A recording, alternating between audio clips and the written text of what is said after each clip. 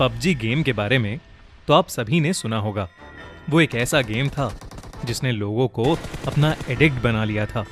PUBG के ban होने पर न जाने कितने ही बच्चे, टीनेजर्स और एडल्ट्स मेंटल हेल्थ बीमारियों से जूझने भी लगे थे। उन्हीं में से एक था नितिन। ये कहानी नितिन की है। नितिन 9th क्लास में पढ़ने वाला एक होनहार स्टूडेंट था। उसके पेरेंट्स उसे बहुत प्यार करते थे और उसका काफी ज्यादा ध्यान भी रखते थे। नितिन का एक बड़ा भाई था जिसने कुछ वक्त पहले ही पबजी के बैन होने पर सुसाइड कर लिया था। और इसी हादसे के बाद से नितिन के पेरेंट्स अपने छोटे बेटे के लिए बहुत परेशान रहते थे। नितिन अपने भाई के बहुत करीब था और इसीलिए रोज रात को वो अपने भाई के कमरे में जाके थोड़ी देर बैठ जाता था और उसे याद करता था। एक रात जब नितिन अपने भाई के कमरे में बैठा उसे याद कर रहा था, तब अचानक नितिन का फोन बजा। उसके एक फ्रेंड आयुष का फोन आया था। आयुष बहुत खुश था और उसने नितिन को बताया कि पबजी जैसा एक गेम बैटल ग्राउंड इंडिया में रिलीज होने वाला है और उसके लिए रजिस्ट्रेशन शुरू हो गई हैं।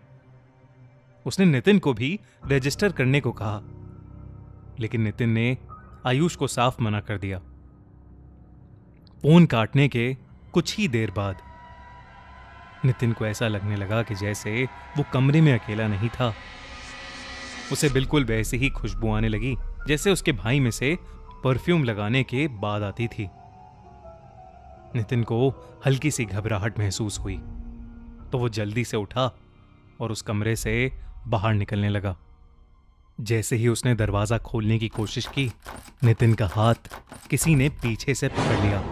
नितिन कांपते हुए पीछे मुड़ा तो उसके सामने उसका भाई खड़ा था।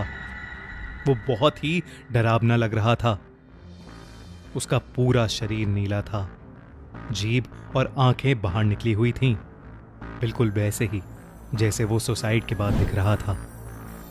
उसने नितिन को देखकर स्माइल किया और वो एक काले रंग का धुआं बनकर नितिन के मुंह में घुस गया। नितिन वहीं पर बेहोश हो गया। जब उसे होश आया तो वो बिल्कुल बदल चुका था। उसका बिहेवियर दिन ब दिन चेंज होने लगा था। पूरा पूरा दिन गेम्स में लगे रहना और अपने स्कूल की टीचर्स और पेरेंट्स से बदतमीजी करना। एक रात जब नितिन अपने कमरे में गेम खेल रहा था तो उसकी मम्मी उसके कमरे में आई और उसे इतनी देर तक जागने के लिए डांटने लगी। नितिन को अचानक ही बहुत गुस्सा आने लगा। वो जैसे पागल हो गया था। उसने अपनी मां पर फोन फेंका और फिर उन पर चढ़कर उनका मुंह नोचने लगा। नितिन की मां ने उसका चेहरा बदलते देखा, जिसे देखकर वो बहुत ज्यादा डर गई। वो समझ गई थी कि नितिन के साथ कुछ बहुत डरावना हुआ है। अगले ही दिन वो नितिन को एक तांत्रिक के पास ले गई, जिसने झाड़ फूंक से उसे ठीक कर दिया। साथ ही उन्होंने नितिन के बड़े भाई के लिए फिर से पूजा कराई और नितिन के बड़े भाई के कमरे पर हमेशा हमेशा के लिए ताला लगा दिया।